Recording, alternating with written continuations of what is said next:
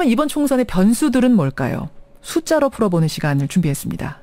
매주 목요일 만나던 리얼미터 이택수 대표가 오늘 하루 당겨서 나오셨어요. 어서 오십시오. 이택수 네, 대표님. 안녕하세요. 투표하셨어요? 아직 못했습니다. 이제 방송 끝나고 바로 하러 가겠습니다. 네, 저는 사전투표했거든요. 네. 사전투표제가 이게 굉장히 좋네요. 네. 마음이 아주 오늘 홀가분하고요. 네.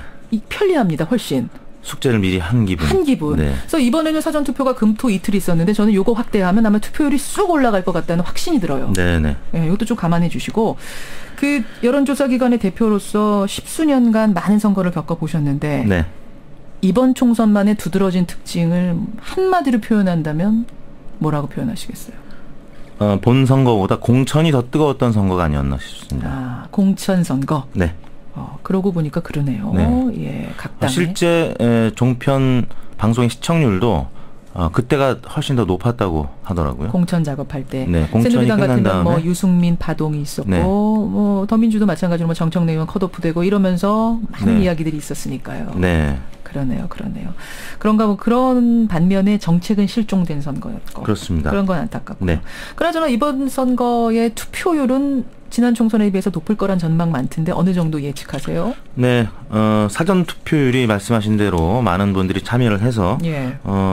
그 12.19% 지난 지방선거보다 높았습니다. 역대 최고의 사전투표율이었고요. 그렇죠. 또 재외국민투표도 사실상 투표율이 높은 것으로 평가가 됐기 때문에 지난 19대 총선 54.2%보다는 많이 높아질 것이다라고 전망이 되는데 문제는 60%를 넘느냐의 문제인데 지금 그렇죠. 7시에 발표된 그리고 8시에 발표된 투표율 상황을 보니까 60%를 넘기는 조금 힘겨워 보이는 상황입니다. 아, 힘겨워 보이는 상황. 네. 아니 그 투표율을 가늠할 수 있는 어떤 포인트 시간, 그러니까 몇 시쯤에 몇 퍼센트가 나와야 된다 이런 게 있어요? 그렇습니다. 그 사전 투표율은 이제 오후 1시 집계부터 반영이 되고요. 일단 7시, 9시, 11시 2시간 텀으로 중앙선관위에서 발표를 하는데 7시 기준으로 하면은 지난 19대 총선이 2.3% 포인트였는데 조금 전 7시 집계 발표된 것이 1.8%였고요. 떨어졌네요. 8시 집계는 아직 공식적으로 확인이 되고 있지는 않습니다만 지난 19대 총선 9시에 8.9%였는데요. 그걸로 추정을 해본다면 8시 기준하면 대략 한 1%포인트가 좀 못 미치지 않나 싶은데 역시 날씨 탓을 돌릴 수밖에 없을 것 같습니다. 오전에 좀 비가 지금 약간이지만 내리고 있기 때문에 흐린 날씨 탓에 오전에는 좀 투표가 저조한 편인 것 같고요. 지난 그 19대 총선 때를 보면 점심 먹고 나서들 11시, 1시 뭐 이때부터 투표율이 갑작스럽게 높아지기 시작했거든요. 그렇죠. 점심 시간부터 좀 살펴봐야 될 것 같습니다. 일단 7시 투표율은 여러분 낮답니다. 지난번에 2.3이었는데 이번에 1.8. 결국 흑비의 영향을 지금 좀 받고 있는 건데 결국 선거에 영향을 미치는 변수 첫 번째는 날씨입니까?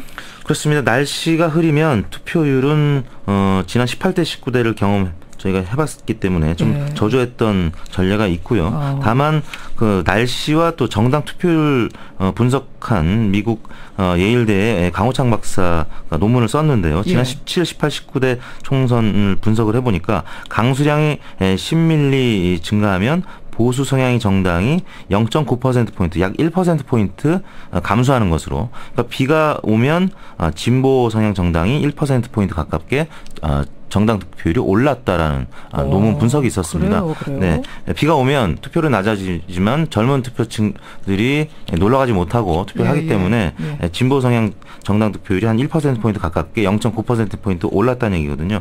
그런 논문이 최근 들어서 17, 18, 19대 총선을 분석한 거기 때문에 나름 의미가 있어 보입니다.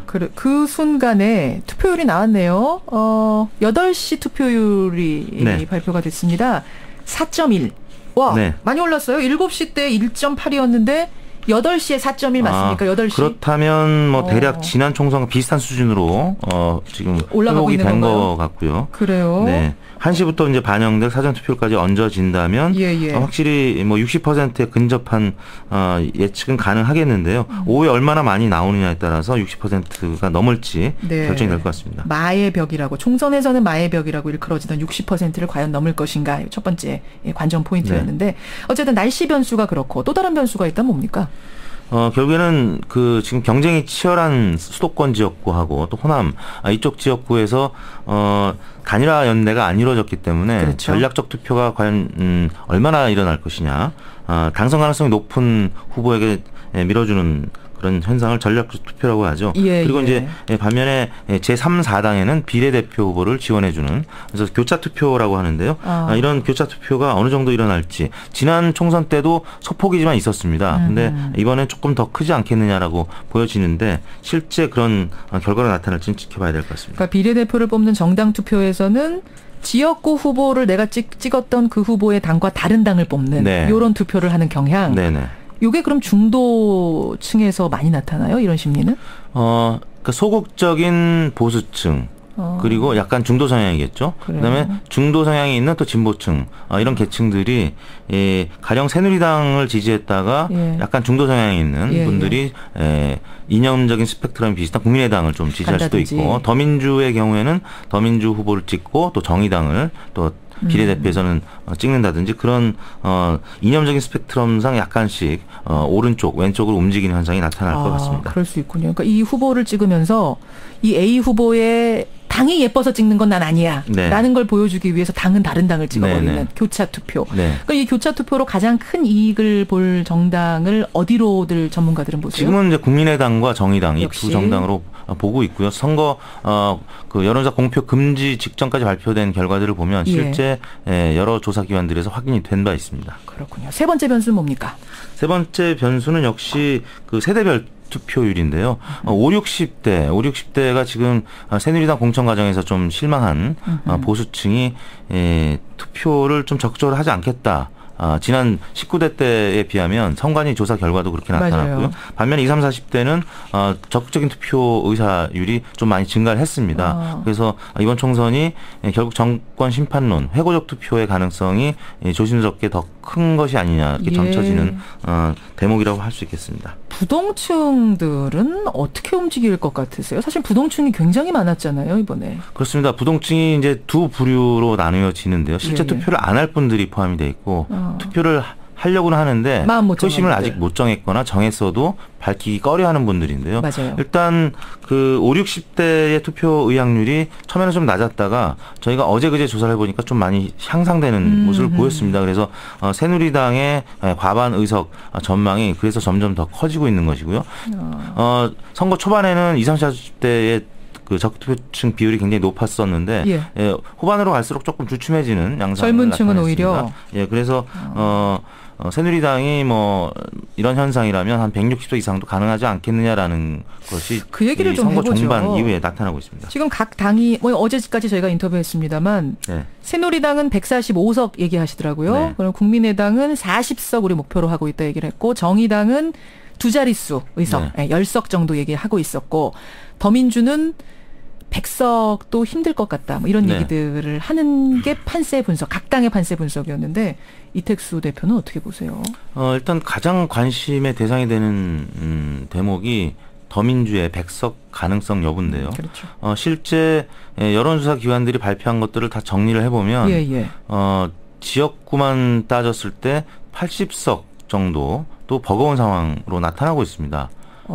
그래서 거기에다가 비례대표 뭐 대략 15석 안팎인데 그걸 더하면 90석대 중반 정도밖에 되지 않거든요. 100석 벽을 못 넘을 것 같아요. 그래서 이제 각 당의 전망이 더민주가 100석을 못 넘지 않겠느냐라고 전망을 하는데 문제는 유선 전화로만 이루어진 이번 여론조사가 숨겨진 야권 표심이 있을 수가 있고 그중에서는 더민주의 그 표심이 가장 많이 가려졌을 가능성이 있다라고 조심스럽게 전망하는 분들이 있습니다. 과거 선거에서 여당 표심이 과대 예측된 경우가 훨씬 많았었기 때문에 뭐 그런 점을 고려한다면 오차 범위 내 초박빙이라고 그러지는 뭐 3 내지 5%포인트 이내에 접전 지역들이 더민주의 박빙 열세 지역들이 많거든요. 이 지역들이 뭐 대략 5개, 10개 지역이 넘어갈 수 있다라고 보기 때문에 100개를 살짝 넘을 수도 있다 이런 조심스러운 전망이 나오고 있는 겁니다. 새누리의 과반 의석, 더민주의 100석. 국민의당은 그 관전 포인트를 그러면은 40석으로 봐도 되는 거예요? 지금 뭐 40석은 그 국민의당 자체의 희망사항 같고요. 일단 30석을 넘는지 여부가 일단 관심의 대상이고요. 호남에서 상당 부분 약진을 해서 20석 안팎으로 하지 않겠느냐라고 보는 것이고 비례대표에서 말씀 아까 나눴듯이 전략적 투표 혹은 교차 투표에 의해서 국민의당 교섭단체가 무난한 비례대표가 한 10석 정도 안팎 나오지 않겠느냐. 그래서 30석은 무난히 넘지 않겠느냐라는 전망도 있는데 20석대 후반 전망도 조심스럽게 또 나오고 있습니다. 대략 몇 시쯤이면 당선자 윤곽이 나옵니까? 저희가 출구조사 6시부터 이제 지상파 3사에서 하는데 대략 밤 10시, 11시쯤이면은 11시. 의석 범위가 나오지 않을까 싶습니다. 자, 어떤 결과가 나올지 투표하고 기다리십시오. 이택수 대표님, 네. 얼른 투표하러 가세요. 알겠습니다. 고생하셨습니다. 네, 감사합니다.